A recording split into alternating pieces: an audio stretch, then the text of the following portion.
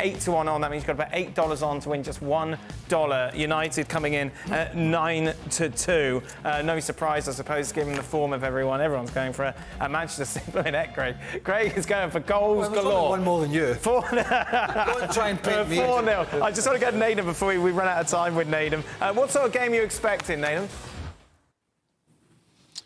I'm expecting United to try something a bit different. I think in recent weeks they've tried to play a formation which features lots of people going through the middle. You know, that's why we've seen Højlund at times be on the bench. So maybe that'll be a way for them to, you know, possibly cause Man City some trouble. But I think for the way that City play, they've seen that.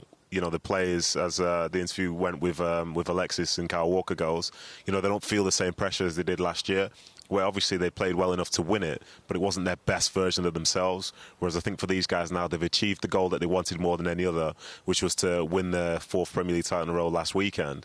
I think in this, the pressure's going to be off. They're going to play with a little bit more freedom, and I think that makes them a very, very dangerous side. So I think United obviously will have a go with the players that are back. But in the end, I think everyone's leaning City because they know the quality that they have is there. And this occasion feels very different to a year ago where we can probably see a better version of them.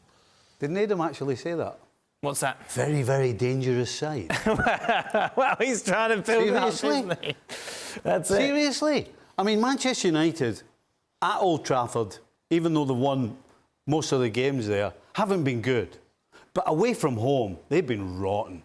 They've had 2 decent results away from home all season. A 0-0 draw with Liverpool, and they beat Villa 2-1. The other games they've won are against Sheffield United, Burnley, teams like that. And away from Old Trafford, they have been absolutely awful. And then, of course, add to that, given Manchester City have run riot pretty much over the years. Seriously. The only thing that beats City tomorrow is City. Right. If they don't turn up. If they don't turn up, if they are wasteful in the final third, then they'll create a lot of chances. They'll dominate the game. The game will be pretty one-sided, I would imagine, with United looking to do what they've always done in this fixture in recent years, is play on the counter-attack. Yeah.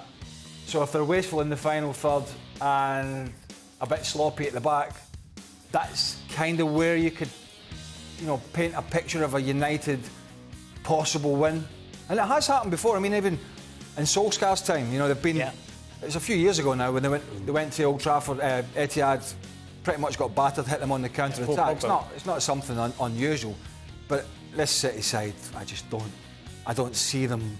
They're not the kind of team that when they're standing over you with their foot on your throat to feel sorry for you. They're not that kind of team. There's been a lot of talk, as Craig mentioned, about Marcus Rashford over the past few days, given his omission from the England squad. Speaking ahead of the game, his goalkeeper very much backing the Englishman. Rashford, how many goals he scored last season? 30. Rashi, how many goals he scored this season? 7, 8. We are talking about the same player, no? He's a bad player. So last season he was good. This season is bad. No, it's just a moment. You can have a bad season. You can have a bad start. But the most important thing is how you end. And Rashi, for me, is one of the best players in the world. But he's facing difficulty like us. But not only him and me, but the whole club. And he will come back. I know my killer will score some goal, some important goal for us. And hopefully Saturday he scored 2 and we win the FA Cup. How many goals he scored last season? Lots. This season, not as many. Tell you what, he looks very happy for a man that's playing the bad team, doesn't he? Well, I think he's missing the big picture here, isn't he? Which he's not going to say it. Is like everybody can go through a period where they're hot and cold. And last year, by the way, and we see this with a lot of players, he was in contract negotiations. And he posted the most magnificent numbers, as you can see. And it's nobody's fault if you can't do that the second year on the spin. Listen, you can't criticise a player for that. That sometimes can happen. What you can criticise him for is something that many have for a lot of games this year, not them all. There's been some where he's buckled down. The Liverpool games have been one of them, where he turned up. And not that he did anything special in the games, but he worked hard. Now, that's the first thing. When a manager wants his players all singing from the same hymn sheet, it's a work rate. And we can talk about Rashford's form all we want and say, well, last year he was great and this year he hasn't scored the goals. But he hasn't worked hard enough for his team, for his manager. He's sauntered around. He hasn't tracked back like he should have, and he has not clearly had the same effect going forward. And it's not just me.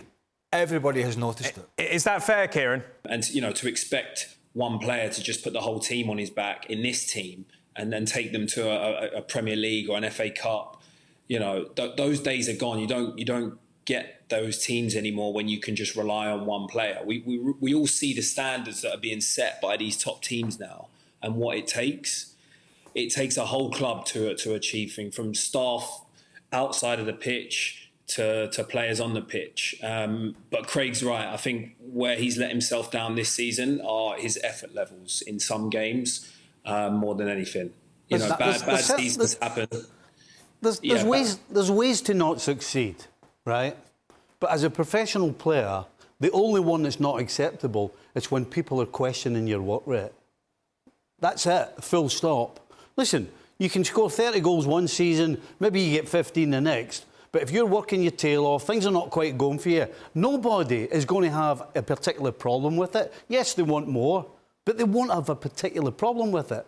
But the fact that everybody's talking about the same thing, about work rate and effort, a professional player, I don't think there's a worse thing to be put on your doorstep than being told by people that you're not working hard enough. That's unacceptable. I mean, he would have been, to be honest with you, he might have made the England squad with those numbers.